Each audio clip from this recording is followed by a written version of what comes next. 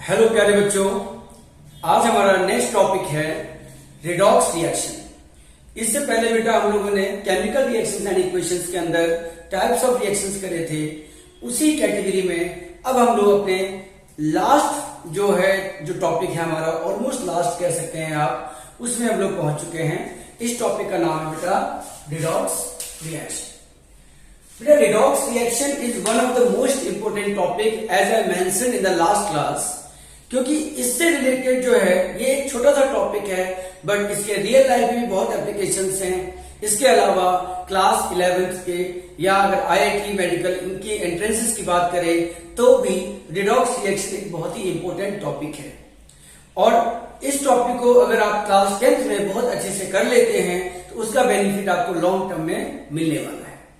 तो बेटा कि जैसे देखिए नाम है इसका रेडॉक्स, अगर आप इसको ध्यान से अगर आप देखते हैं तो RE मीन्स रिडक्शन और OX से बेटा हम लोग बोल सकते हैं ऑक्सीडेशन। इसीलिए रेडॉक्स रिएक्शन को हम लोग रिडक्शन ऑक्सीडेशन रिएक्शन भी कहते हैं। इसके अलावा अगर हम अब इसको समझेंगे कि सर रिडॉक्स तो तब समझ में आएगा जब हमें ये पता चलेगा कि रिडक्शन क्या होता है, ऑक्सीडेशन क्या होता है। तो बेटा ये भी मैं आपको बताऊंगा। इसके अलावा आपको बेटा बस एक इंफॉर्मेशन के पॉइंट ऑफ व्यू से इसके भी टाइप्स होते हैं। हालांकि वो फिलहाल आपके सिलेबस में नहीं है, लेकिन आप अगर हायर क्लासेस में जाएंगे तो आप इनके भी टाइप्स पढ़ेंगे कि redox reaction, combination, displacement, decomposition, disproportionation. ये डिस्प्रपोर्शनेशन के भी बेटा टाइप्स होते हैं, है ना, इंटरमॉलिक्यूलर, इंट्रामॉलिक्यूलर। तो रेडॉक्स रिएक्शन एक बहुत ही इंपॉर्टेंट और एक बहुत ही बड़ा टॉपिक है। तो क्लास 10th के पॉइंट ऑफ व्यू से हम लोग अपने इस टॉपिक को कवर अप करेंगे। लेकिन अगर आप में से किसी बच्चे को कुछ एडिशनल जानना हो तो आप इसको भी पढ़ सकते हैं। कुछ डाउट आता है तो आप कमेंट कर सकते हैं। लेकिन क्योंकि ऐसा ना सोचे कि जितना एनसीईआरटी में दिया हुआ है उतना ही काफी है, इसलिए बस मैंने आपको ये बता दिया। चलिए बेटा आगे बढ़ते हैं हम लोग। सबसे पहले बेटा आपको एक चीज याद रखनी है कि लगभग जितनी भी रिएक्शंस आप जानते हैं except double displacement reaction, double displacement reaction को छोड़ के जितनी भी रिएक्शंस होती हैं सभी रिएक्शंस एक तरह की रेडॉक्स रिएक्शंस होती हैं। तो बेटा ऐसी कोई भी reaction, any reaction in which oxidation as well as reduction takes place simultaneously is called redox reaction। किसी भी रिएक्शन में बेटा अगर ऑक्सीडेशन और रिडक्शन साइमल्टेनियसली हो रहा है, साथ साथ हो रहा है, तो वैसी रिएक्शंस को हम क्या बोलेंगे? Redox reactions. I repeat, in general सभी रिएक्शंस को हम लोग रेडॉक्स की कैटेगरी में लिख सकते हैं एक्सेप्ट डबल डिस्प्लेसमेंट रिएक्शन। अब यहां पर बेटा आपको रेडॉक्स का मतलब तो समझ में आ गया, बट आप ये जानना चाहते हैं कि सर ऑक्सीडेशन कैसे पता चलेगा, रिडक्शन कैसे पता चलेगा। तो चलिए बेटा आगे बढ़ते हैं हम लोग।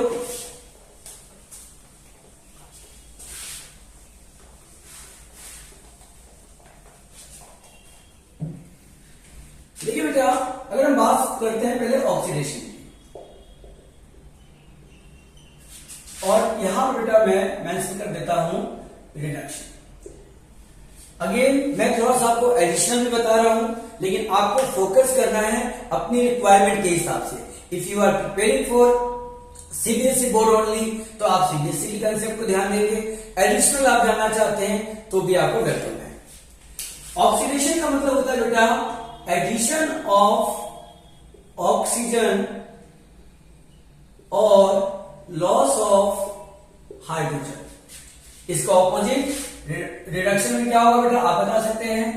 एडिशन ऑफ हाइड्रोजन और लॉस ऑफ ऑक्सीजन। ये बेटा सबसे ज्यादा जो बेसिक डेफिनेशन की बात करें वो ये बेसिक डेफिनेशन है। इसके बाद अगर हम बात करें बेटा एक और डेफिनेशन हो सकती है कि अगर लॉस ऑफ इलेक्ट्रॉन होता है किसी भी स्पीसीज से, अगर लॉस ऑफ इलेक्ट्रॉन होता है तो हम बोलते हैं कि उसका ऑक्सीडेशन हुआ, और अगर गेन ऑफ इलेक्ट्रॉन होता है तो हम बोलते हैं उसका रिडक्शन हुआ। आई रिपीट, अगर लॉस ऑफ इलेक्ट्रॉन होता है तो हम बोलेंगे कि ऑक्सीडेशन हुआ उस स्पीसीज का, अगर सेम स्पीसीज ने गेन ऑफ इलेक्ट्रॉन किया है तो वी विल से कि रिडक्शन हुआ। इसके अलावा एक और कंसेप्ट आप समझ सकते हो, addition of electronegative elements. Addition of electronegative elements. Electronegative elements generally non metals की बात करते हैं, और यहां पर आएगा एडिशन ऑफ इलेक्ट्रोपॉजिटिव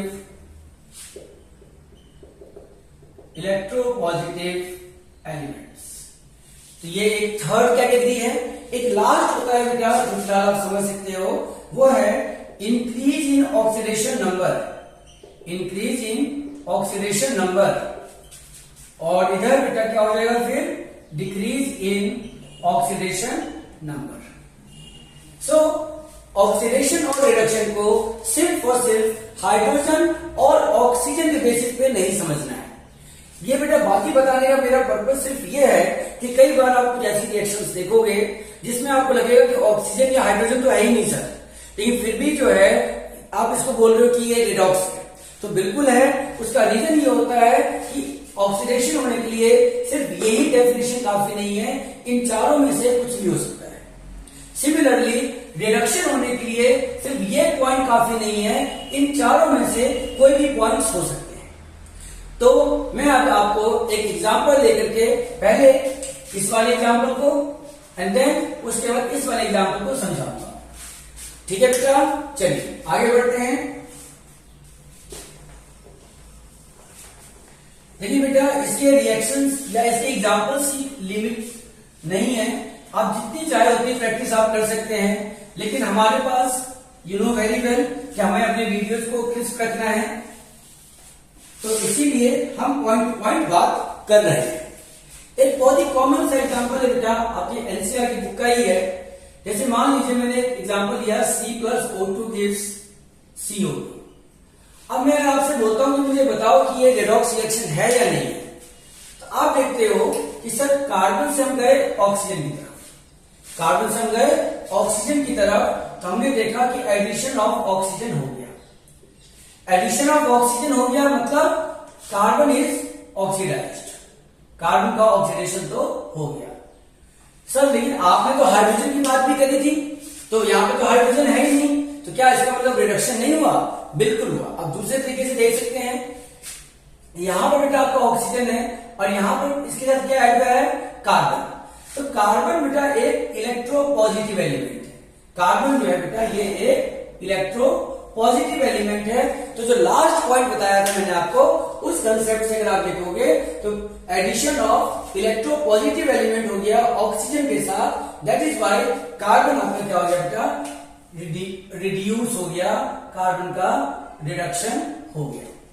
तो मेक श्योर कि आपको क्लियर हो कि अगर ऑक्सीडेशन होगा तो रिडक्शन 101% होगा। हाफ रिएक्शन ऑक्सीडेशन की होती है, हाफ रिएक्शन रिडक्शन की होती है, और दोनों को मिला देते हैं तो हम बोलेंगे कि this is a redox reaction. इसी तरह से अगर हम एक और एग्जांपल ले लेते हैं बेटा, जो बड़ा ही आसान सा एग्जांपल है, और मैं तो आपको कहूंगा कि अगर आप बेसिक से चलना चाहते हैं तो इस रिएक्शन को आप जरूर बढ़िया से मेमोराइज कर ले, प्रैक्टिस कर ले। जैसे बेटा एग्जांपल है CuO copper oxide plus hydrogen gives copper plus water.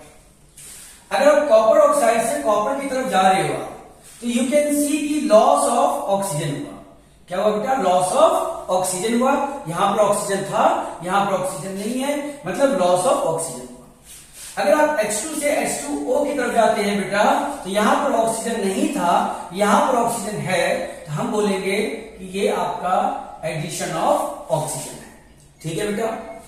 Loss of oxygen sir ने क्या बताया था? रिडक्शन, और एडिशन ऑफ ऑक्सीजन सर ने क्या बताया था? ऑक्सीडेशन। क्लियर है यहां तक? इसका मतलब क्या हुआ बेटा? कॉपर रिडक्शन हुआ, जबकि कॉपर का आपका बेटा ऑक्सीडेशन हुआ। ठीक है बेटा, यहां तक कॉपर ऑक्साइड का रिडक्शन हुआ, कॉपर का ऑक्सीडेशन हुआ। इसी तरह से बेटा अगर आप इसमें एक और चीज देख सकते हैं, हम साथ साथ उसको कर लेते हैं। बेटा आप देख सकते हो कि कॉपर ऑक्साइड में ऑक्सीजन का लॉस हो रहा है, लेकिन आप एक बात बताइए, अगर इस ऑक्सीजन को कोई लेने वाला नहीं होता तो ये ऑक्सीजन कहां जाएगा? इट मीन्स कॉपर ऑक्साइड का ऑक्सीजन लॉस हो, कॉपर ऑक्साइड का रिडक्शन हो, इसके लिए किसी ने हेल्प करी होगी, और वो हेल्प किसने करी होगी? हाइड्रोजन ने, क्योंकि हाइड्रोजन ने क्या करा? एडिशन ऑफ ऑक्सीजन किया। इसीलिए याद रखिएगा, कॉपर ऑक्साइड को रिडक्शन होने के लिए हाइड्रोजन की जरूरत थी, और हाइड्रोजन के ऑक्सीडेशन के लिए कॉपर ऑक्साइड की जरूरत थी। तो कॉपर ऑक्साइड का रिडक्शन तो हुआ, लेकिन एट द सेम टाइम ये कॉपर ऑक्साइड हाइड्रोजन के लिए क्या है बेटा? Oxidizing agent. क्या है बेटा? ऑक्सीडाइजिंग एजेंट, जिसको हम लोग ऑक्सीडेंट भी बोलते हैं। इसी तरह से अगर आप बात करो सॉरी बेटा, यहां पर हाइड्रोजन था। इसी तरह से अगर आप बात करो हाइड्रोजन की, हाइड्रोजन का खुद का तो ऑक्सीडेशन हुआ, लेकिन कॉपर ऑक्साइड को इसने क्या करा? रिड्यूस करने में हेल्प करी। इसीलिए बेटा आपका हाइड्रोजन क्या हो जाएगा? रिड्यूसिंग एजेंट या रिडक्टेंट। तो यानी कि आप देख सकते हो, जिसका ऑक्सीडेशन होता है वो रिड्यूसिंग एजेंट होता है, जिसका रिडक्शन होता है वो ऑक्सीडाइजिंग एजेंट होता है। आई होप कि क्लियर होगा बेटा। ठीक है, कंफ्यूज नहीं होना है। जिसका रिडक्शन हुआ वो ऑक्सीडाइजिंग एजेंट, ऑक्सीडाइजिंग एजेंट का दूसरा नाम ऑक्सीडेंट है। जिसका ऑक्सीडेशन हुआ वो होगा दूसरे के लिए रिड्यूसिंग एजेंट, रिड्यूसिंग एजेंट का दूसरा नाम रिडक्टेंट है। क्लियर है बेटा? समझ में आ रही बात? चलिए बहुत बढ़िया, आगे बढ़ते हैं बेटा। एक और एग्जांपल ले लेते हैं हम लोग, जिसमें क्योंकि सर आपने अब इलेक्ट्रोपॉजिटिव वाली बात तो कर ली, आपने ऑक्सीजन और हाइड्रोजन वाली बात भी कर ली, एक से एग्जाम्पल इलेक्ट्रॉन का ले लीजिए। एक एग्जाम्पल बेटा हम लोग इलेक्ट्रॉन का ले लेते हैं, जिससे आपको जो है इलेक्ट्रॉन वाला कंसेप्ट थोड़ा बहुत क्लियर हो जाएगा।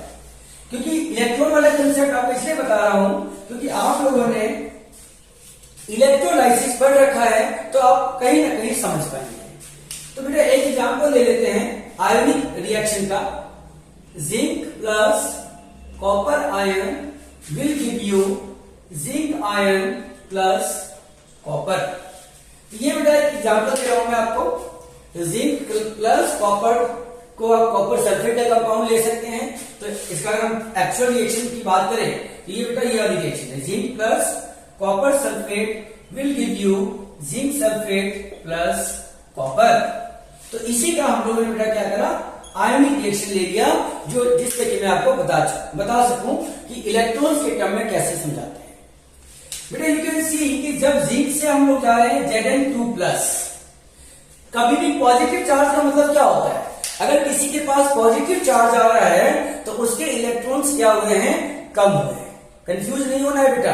पॉजिटिव चार्ज मेरे पास अगर आ रहा है और अगर मैं एक एटम हूं, तो जब मैं न्यूट्रल था तो मेरे पास जितने इलेक्ट्रॉन थे उतने ही प्रोटॉन भी थे।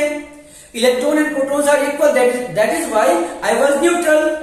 लेकिन अगर मेरे पास पॉजिटिव हो गया, I am positive, obviously I am positive, लेकिन यहां पर मैं बात करूं, अगर मैं पॉजिटिव हो गया इट मींस मेरे इलेक्ट्रॉन्स का लॉस होगा।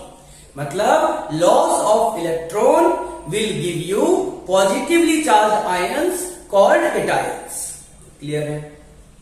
और ये मेटल्स के साथ होता है। दूसरी तरफ अगर हम बात करें कि किसी ने इलेक्ट्रॉन गेन किया होगा, किसी ने इलेक्ट्रॉन, मान लो मैंने तो इलेक्ट्रॉन दिया किसी को, मैंने लॉस किया, वो कहीं तो जाएगा ना भाई। ऐसे तो है नहीं जीरो ग्रेविटी में घूमता रहेगा, वो कोई ना कोई तो उसको लेगा। तो अब मान लीजिए कि आपने उस इलेक्ट्रॉन को ले लिया, आप पहले न्यूट्रल थे लेकिन आपने कुछ इलेक्ट्रॉन्स ले लिए, तो आप पहले न्यूट्रल थे और इलेक्ट्रॉन्स का खुद का चार्ज क्या होता है? नेगेटिव। आपने क्या करा? इलेक्ट्रॉन्स को लेने की वजह से आप हो गए नेगेटिवली चार्ज आयंस, यानी आप एनायंस में कन्वर्ट हो गए। केस होता है कि सर मान लीजिए आपको किसी ने इलेक्ट्रॉन दे दिया तो क्या?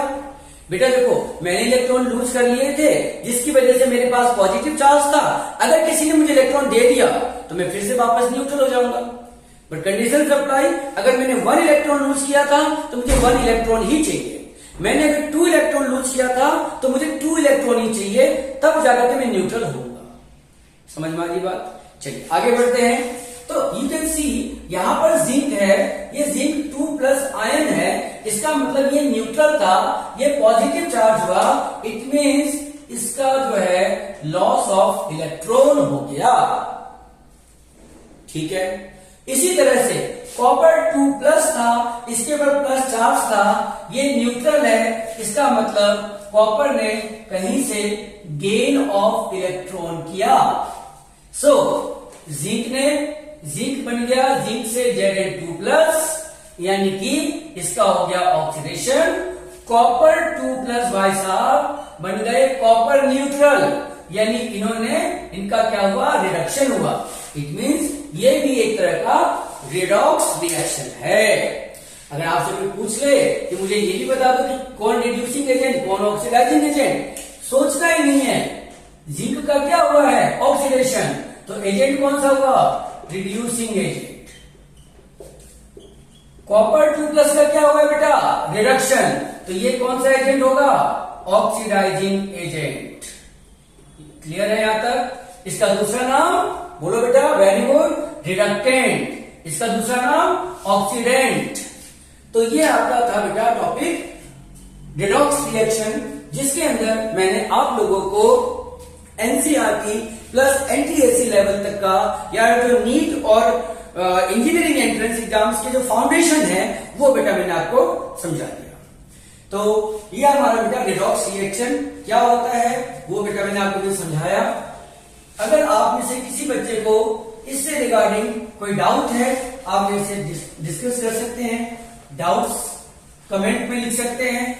अगर जरूरत होगी, अर्जेंसी होगी तो लाइव क्लास में बेटा मैं आपको वो डाउट्स क्लियर जरूर करूंगा, लेकिन उसके लिए मुझे लगना चाहिए कि आपके पास कोई डाउट है। इसके बाद ये जब रिडॉक्स रिएक्शन का आप लोग कर लेते हैं, उसके बाद आपके एनसीईआरटी की बात करूं मैं तो आपके बुक में लास्ट टॉपिक है एप्लीकेशंस, और वो एप्लीकेशंस जो हैं वो 2 हैं। एक है आपके पास कोरोजन और दूसरा है बेटा रेंसिडिटी। बहुत ही सिंपल सा टॉपिक है, बहुत ही बेसिक सा टॉपिक है, ये बहुत ही मुश्किल नहीं है। कोरोजन की बेटा अगर बात करें तो बड़ा सिंपल लैंग्वेज में आप ये समझ लीजिए कि बेटा कोई भी metal, this is a metal object, metal का जो इंटीरियर पार्ट होता है उसे हम बल्क बोलते हैं, और जो टॉप लेवल जो लेयर होती है उसे हम सरफेस कहते हैं। अब क्या होता है बेटा कि कहीं पर भी अगर कोई मेटल है तो उसके आसपास में बेटा क्या होगा? एटमॉस्फेयर तो होगा ही। उस एटमॉस्फेयर में ऑक्सीजन भी होगा, वाटर वेपर्स भी होंगे, कार्बन डाइऑक्साइड भी होगा, सल्फर डाइऑक्साइड भी होगा, सल्फर ट्राइऑक्साइड भी होंगे। तो कई सारी चीजें वहां पर अवेलेबल होती है। हाइड्रोजन सल्फाइड गैस भी होगी। अब इन्हीं मटेरियल्स का, ये जो भी मैंने यहाँ पे लिखा है, water vapour, oxygen, hydrogen sulphide, carbon dioxide, sulphur के ऑक्साइड्स, तो अब ये क्या करेंगे? इस मेटल सरफेस के साथ क्या करेंगे? इंटरेक्ट करेंगे। क्या करेंगे बेटा? मेटल सरफेस के साथ इंटरेक्ट करेंगे। भाई ये तो फ्री है, ये तो खाली है, ये तो खाली है, ये तो इधर पहले से घूम रहे थे, उनको रास्ते में कोई मिल गया भाई। अब इनको समझना चाहिए ना कि भाई हमें रिएक्ट करना है कि नहीं करना। अभी तो इनका नेचर है कि भाई मैं तो रिएक्टिव हूं, तो भाई अब होता है ना, आप में से कुछ बच्चे क्लास में, कुछ बच्चे हमेशा शांत बैठे रहते हैं, और कुछ बच्चे क्या करते हैं, किसी ने कुछ कह दिया बस बातचीत में लग गए। हम बोलते बेटा बात क्यों कर रहे हो, तो बोलते सर वो बात कर रहे हैं। तो बेटा आप तो न्यूट्रल बनो, आप तो गोल्ड बनो, आप तो सिल्वर बनो, आप तो सोडियम पोटेशियम की तरह रिएक्ट करने लग जाते हैं दूसरे के साथ। समझ में आ रही बात? तो यहां पर ये मेटल सरफेस क्या करेगा? इनके साथ रिएक्ट करेगा। रिएक्ट करेगा तो बस ठीक है भाई, ये क्या करेंगे? इसके ऊपर एक एडिशनल लेयर बना देंगे। तो ये जो बेटा एडिशनल लेयर है, एडिशनल लेयर जो बनी, ये अनवांटेड है। क्या है बेटा? अनवांटेड है, अनडिजायरेबल है। And formation of this layer on the metal surface is called corrosion, and this this phenomenon is called corrosion and the metal is said to be corroded. Clear है यहां तक? किसी भी मेटल सरफेस के ऊपर किसी unwanted layer का deposit हो जाना is called corrosion and the metal is said to be corroded. अब ये जो कोरोजन है बेटा, ये अलग अलग मेटल्स जो हैं अलग अलग तरीके से करते हैं। किसी मेटल का कोरोजन बड़ा फास्ट होता है, किसी मेटल का कोरोजन स्लो होता है। एग्जाम्पल के तौर पे आपने आयरन का तो खूब देखा होगा, तो आयरन के ऊपर बेटा आप जो है देखते हो कि रेडिश ब्राउन कलर का कुछ बन जाता है। उस केमिकल को, उस कंपाउंड को हम बोलते हैं रस्ट, जिसका फॉर्मूला होता है Fe2O3.XH2O। This is called rust और इसी का कलर होता है रेडिश ब्राउन। तो आयरन का बेटा कोरोजन होगा तो क्या बनेगा, उसके ऊपर रस्ट बनेगा और उसका कलर क्या होगा, रेडिश ब्राउन। अब अगर बेटा किसी कॉपर का कोई सामान है उसको छत पे छोड़ दो, अभी जैसे बारिश का टाइम है स्पेशली तब तो और ज्यादा, तो आप देखोगे कि ग्रीनिश लेयर इसके ऊपर डिपॉजिट हो जाती है। तो कॉपर का जब कोरोजन होता है तो फॉर्मेशन होता है इस कंपाउंड का CuCO3.CuOH। इस केमिकल का नाम है बेटा बेसिक कॉपर कार्बोनेट। क्या नाम है बेटा इसका, बेसिक कॉपर कार्बोनेट। इसका कलर बेटा क्या होता है, ग्रीन होता है। क्या होता है बेटा इसका कलर, ग्रीन होता है। सिल्वर आर्टिकल्स आपने देखे होंगे, जैसे आपने घर में देखा हो कि सिल्वर की कोई ज्वेलरी हो पहना हो किसी ने, तो उसमें भी आप देखोगे बेटा कि सिल्वर भी जो है with the passage of time black colour का हो जाता है। एंड ये होता है because of the formation of Ag2S, silver sulphide. इसका कलर क्या होता है बेटा, ब्लैक होता है। तो इस तरह से कोरोजन के एग्जांपल्स आपको डे टू डे लाइफ में देखने को मिलते हैं। No one is going to ask you to write the proper reaction. They might ask you the formula of the compound formed after the corrosion, their color, their chemical formula. So these things you should memorize. तो ये हो गया। Aluminium का भी बेटा corrosion होता है, but वो Al2O3 का फॉर्मेशन होता है, वो लेकिन डिजायरेबल है। पर आप पढ़ोगे, मैं भी बताऊंगा आपको मेटल नॉन मेटल चैप्टर में, उसका प्रॉपर यूज भी किया जाता है। इसके साथ ही हमारा लास्ट टॉपिक है बेटा रेंसिडिटी। देखिए बेटा रेंसिडिटी जो है ये एक बड़ा एक कॉमन फिनोमेनन है कि भाई कोई भी खाने की चीज है, ऑयल या फैट है ना बेटा, कोई भी आपने खाने की चीज है, ऑयल या फैट है उसके अंदर, और आपने उसका प्रॉपर स्टोरेज नहीं किया, आपने इसको प्रॉपर स्टोरेज नहीं किया, और क्या हुआ, इसका ऑक्सीडेशन। क्या हो गया आपका, ये जो है आपने इसका स्टोरेज नहीं किया और इसका ऑक्सीडेशन हो गया। ऑक्सीडेशन की वजह से क्या हुआ, इसकी स्मेल जो है फॉल हो गई, खराब हो गई, और चेंज इन टेस्ट, और इसका जो है टेस्ट जो है खाने का वो भी बदल गया। तो ऐसा जो फूड है उसे बोलेंगे हम लोग रेंसिड फूड। क्या बोलेंगे बेटा, रेंसिड फूड। और यहां से यहां तक जाने के प्रोसेस को बेटा हम बोलेंगे रेंसिडिटी। तो basically oil or fat containing food items if exposed to atmosphere change in taste or smell will take place and the food is said to be rancid and this phenomenon is called rancidity। फिर उसके बाद आप देख ही रहे हो oxidation हो गया। तो सर इसको कैसे रोके, सिंपल तरीका है कि भाई वैसे तो देखो बेटा फ्रेश खाना खाना चाहिए, पर बहुत सारी चीजें होती है जो पैकेज्ड फूड आइटम्स होती हैं, तो उसमें या तो कुछ केमिकल्स ऐड होते हैं जिन्हें हम बोलते हैं एंटीऑक्सीडेंट्स। क्या कहते हैं बेटा उसको हम लोग, एंटीऑक्सीडेंट्स। जो मोस्ट कॉमन एंटीऑक्सीडेंट्स हैं वो है BHA और BHT, butylated hydroxy anisole, butylated hydroxy toluene. ये दोनों ही ऑर्गेनिक है बेटा, और ये प्रिजर्वेटिव्स भी कह सकते हैं इनको, तो इनको हम लोग यूज करते हैं। इसके अलावा कॉमन जैसे चिप्स के पैकेट्स में नाइट्रोजन गैस फ्लश किया जाता है। इसके अलावा बेटा हम लोग जैसे घर में बहुत सारे तरीके हैं उसको खाने को प्रिजर्व करने की, कि भाई रेफ्रिजरेटर में रख दो, पूरी तरह से ड्राई कर दो, एयर टाइट कंटेनर में डाल दो। These are some methods through which we can avoid rancidity और खाने को हम फ्रेश रख सकते हैं। सो इन टुडेज क्लास आज हम लोगों ने बेटा सबसे पहले रिडॉक्स रिएक्शन को डिस्कस किया। Redox reaction not only from your NCERT point of view, मैंने उसमें आपको एनसीईआरटी लेवल जो सीबीएसई बोर्ड के लिए कंपलसरी है। इसके अलावा नीट लेवल और आईआईटी जेईई फाउंडेशन का भी बेसिक्स बताया। इसका रीजन था कि ये रिडॉक्स रिएक्शन आगे जाकर के एक जॉइंट, एक बहुत बड़ा सा टॉपिक बनने वाला है और एक 11th-12th के बच्चों को बड़ी एक सिरदर्दी रहती है कि इसको कैसे कवर अप करें, क्योंकि इसके बेसिक तो बहुत ईजी है, बट जब आप इसके एप्लीकेशन और जब इसके हायर लेवल पे आप जाओगे तो आपको थोड़ी सी दिक्कत आ सकती है। तो इसको अच्छे से पढ़े आप लोग। उसके बाद बेटा हम लोगों ने एप्लीकेशंस ऑफ ऑक्सीडेशन करे, कोरोजन और रेंसिटी। तो उम्मीद है बेटा आपको समझ में आया होगा। तो होपफुली आप इसको अच्छे से पढ़ेंगे, एंजॉय करेंगे। इसी के साथ आज हमारा फर्स्ट चैप्टर कंप्लीट हो गया है। हमारे नेक्स्ट लेक्चर में हम लोग चैप्टर 2 स्टार्ट करेंगे, एसिड बेस एंड सॉल्ट। तब तक आप लोग पढ़ते रहिए, अच्छे से प्रैक्टिस करिए। आपके टर्म एग्जाम्स आने वाले हैं या कुछ स्कूलों में स्टार्ट हो भी गए होंगे। अच्छे से तैयारी करें, पढ़ाई करें। अगर आपने चैनल सब्सक्राइब ना किया हो तो चैनल सब्सक्राइब कर दें। Thank you very much. जय हिंद, जय भारत।